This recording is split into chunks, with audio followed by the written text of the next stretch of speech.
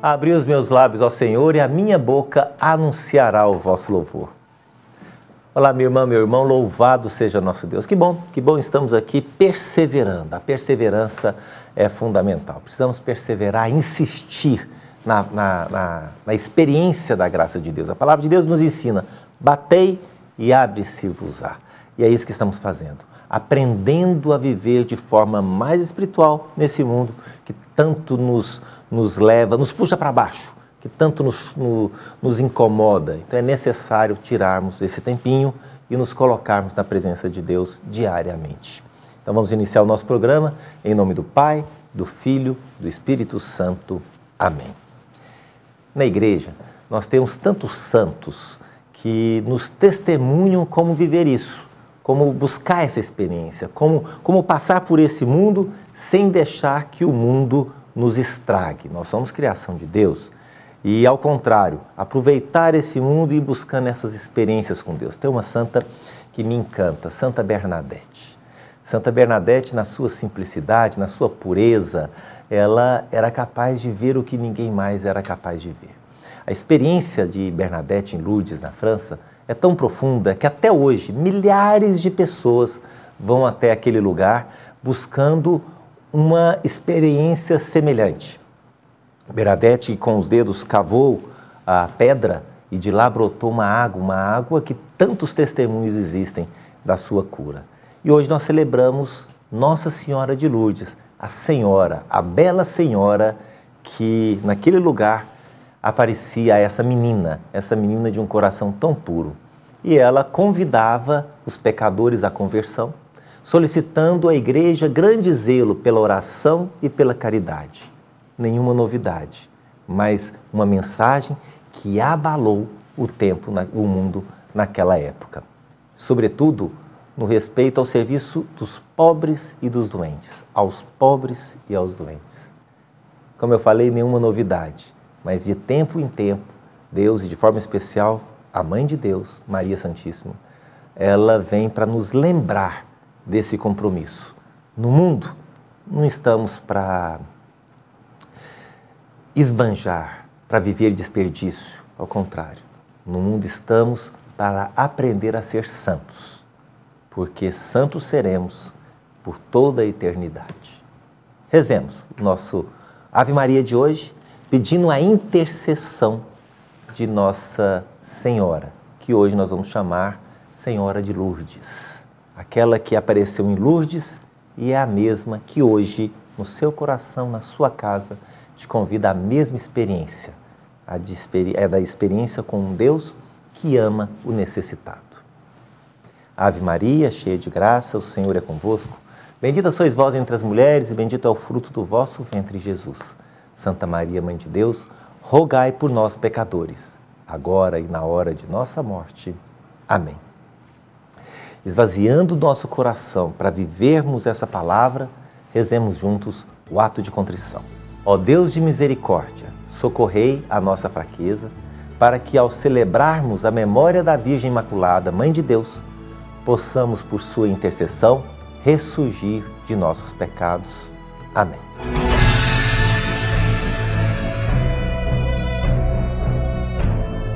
Durante toda a semana, estamos pedindo a graça de aprender a ser cristão a cada dia. Hoje, no Dia Mundial do Enfermo, vamos pedir que Nossa Senhora de Lourdes, Maria, Mãe da Misericórdia e Saúde dos enfermos, interceda por todos os doentes, pelos profissionais da saúde, os médicos, enfermeiros, os dirigentes de hospitais, para que coloquem a pessoa humana e a sua dignidade de filhos de Deus acima de qualquer outra cultura, para que a saúde se difunda sobre a terra. Convido você especialmente para, rezando junto por todos esses profissionais da saúde, de forma especial possamos colocar a nossa querida Santa Casa de Misericórdia. Possamos interceder por ela, por quem trabalha, mas acima de tudo, por aquelas 60 mil pessoas que passam todo mês na esperança de ter um atendimento de qualidade. Que o Senhor possa agir em nossa vida e agir através de nós. Rezemos o Salmo 66. Que Deus nos dê a sua graça e a sua bênção, e sua face resplandeça sobre nós. Que na terra se conheça o seu caminho e a sua salvação entre os povos. Senhor, dai-nos a graça de caminhar na vossa presença. Convido agora a parar 2 minutinhos. Pare e se coloque inteiro para Deus, para que o Senhor possa, ao falar ao seu ouvido, que as palavras cheguem no coração e produzam muito fruto. Para que isso aconteça de fato, juntos clamemos o Espírito Santo de Deus. Vinde, Espírito Santo, enchei os corações dos vossos fiéis e acendei neles o fogo do vosso amor. Enviai o vosso Espírito e tudo será criado, e renovareis a face da terra. Oremos.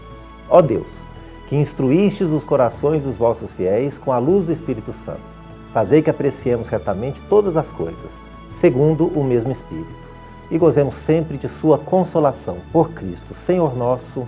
Amém. Eu gostaria, nesse momento, de saudar tanto Francisco Júnior, apresentador deste programa, bem como os telespectadores. Eu sou leiga, participo da Paróquia São Paulo Apóstolo, presidente da Associação Servo de Deus. Meu nome é Marisete Martins Nunes do Nascimento. E hoje nós vamos meditar sobre o Evangelho de Jesus Cristo, segundo São Marcos, no capítulo 9, versículo de 30 a 37. Tendo partido dali, atravessaram a Galileia. Não queria, porém, que ninguém o soubesse. E ensinava os seus discípulos: o Filho do Homem será entregue nas mãos dos homens, e o matarão, e ressuscitará 3 dias depois de sua morte. Mas não entendiam essas palavras e tinham medo de perguntar. Em seguida, voltaram para Cafarnaum.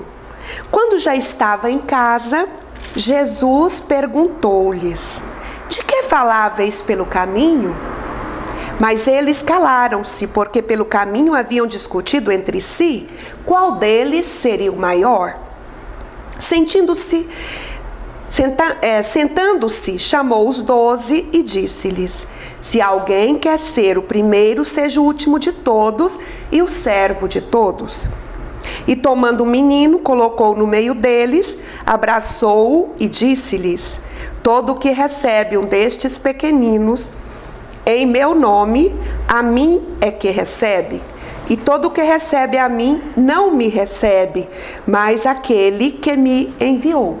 Palavra da salvação. Glória a vós, Senhor. Ao meditar este evangelho, nós vamos verificar primeiro que Jesus, ao falar da sua morte e da sua ressurreição aos seus discípulos, ele mostra a necessidade de uma entrega total e de morte para este mundo, para que tenhamos a vida plena após a ressurreição.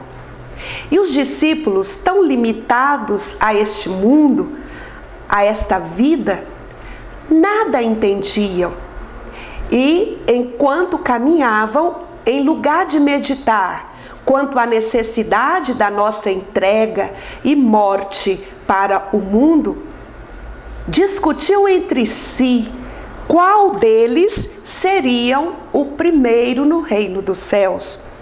E naquele momento, Jesus, diante daquela discussão, Jesus nem criticou, Jesus apenas disse: se alguém quer ser o primeiro, o caminho é que seja o último de todos e o servo de todos. Ele quis dizer: se alguém quer ser o primeiro, que seja o primeiro em servir, que seja o primeiro em trabalhar pelo reino de Deus, que seja o primeiro a dar o seu lugar para que os outros fiquem na sua frente.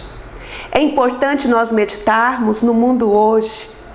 Existe tanta preocupação de ser primeiro, tanta preocupação a competição, a estar na frente, a ganhar, ganhar, ganhar. E o Evangelho hoje vem nos alertar. Quem quer ser o primeiro, que seja o último. Que não se importe em estar no último lugar, em servir a todos, para que passem na frente e para que sejam servidos por aquele que quer ser o primeiro. No reino dos céus é bem diferente daqui. Lá, o primeiro é o servo de todos. Lá, o primeiro é o que fica por último. E, dando continuidade, Jesus mostrou um menino. Ele colocou uma criança ali perto do seu colo e disse: todo que recebe um destes meninos em meu nome, a mim é que recebe. Toda vez que você dá atenção a alguém que não tem o que lhe der em troca, você recebe Jesus Cristo. Você recebe o retorno de Jesus e não daquela pessoa, porque ela não tem com que lhe retornar. Toda vez que você recebe um pobre, uma pessoa que não tem com que te pagar e lhe dá atenção e atende às suas necessidades, você recebe a Jesus. E ele diz ainda: não me recebe, mas recebe aquele que me enviou. Todas as vezes que você serve uma pessoa que não tem com que lhe restituir, você recebe o amor do Pai plenificando o seu coração, para que você esteja pronto para servir e acolher outros e outros meninos, para que todos possam chegar um dia no reino dos céus. Que Deus abençoe a cada um de nós. Na medida que vamos vivendo a palavra, nós vamos nos tornando cada vez mais parecido com Cristo. Por isso, somos chamados de cristãos. E eu quero saber se você já entrou no nosso site, se já fez a palavra de Deus chegar até aquela pessoa que você sabe que precisa, mandou um e-mail, curtiu no Facebook, se você já encaminhou para nós a sua sugestão de história de fé, se você já fez a sua pergunta, aquela dúvida que você tem e gostaria muito de ter uma resposta. Mesmo que a gente não leia no programa, porque não conseguimos ler todas, mas com certeza você será respondido pela nossa equipe. Não? Participe! É muito importante a sua participação. Esse programa existe para você, para que você tenha cada vez mais uma experiência mais profunda com o Deus que te ama. Vamos agora ao momento Edificando sobre a Rocha.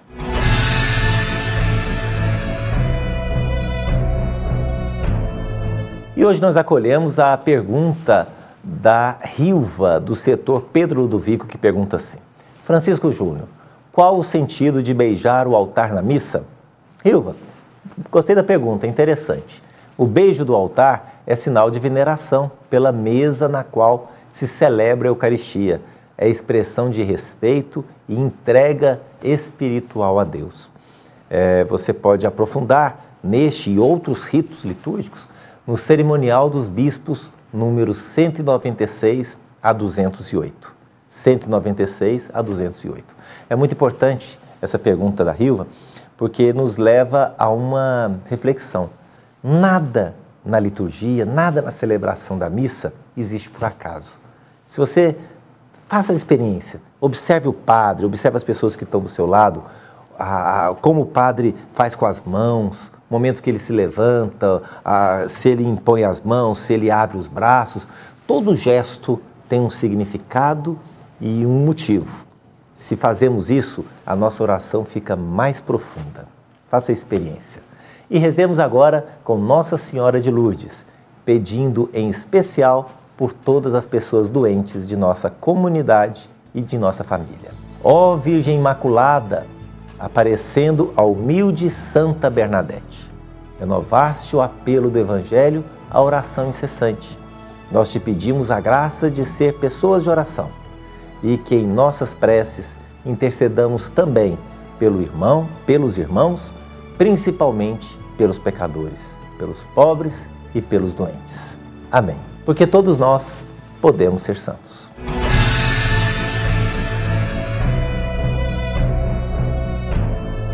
A história de fé de hoje, ela é no mínimo bonitinha, linda por sinal.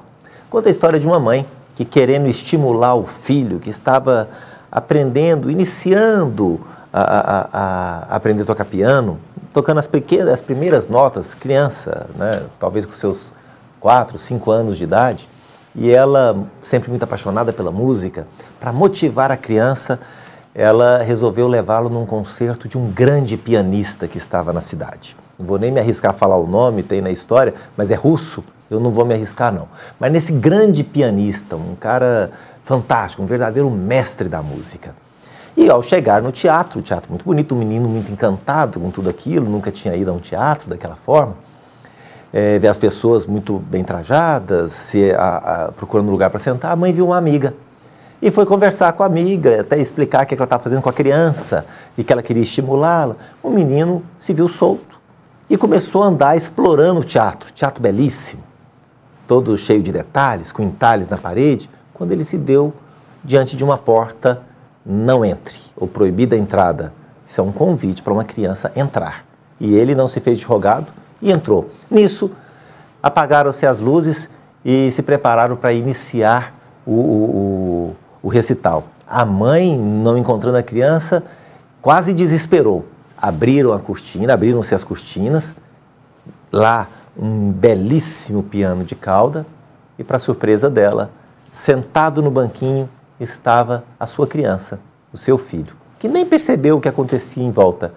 E, sem vacilar, ele começou com 2 dedinhos tocar cai, cai, balão, cai, cai, balão, cai, cai, balão. É o que ele sabia, o que ele já tinha aprendido.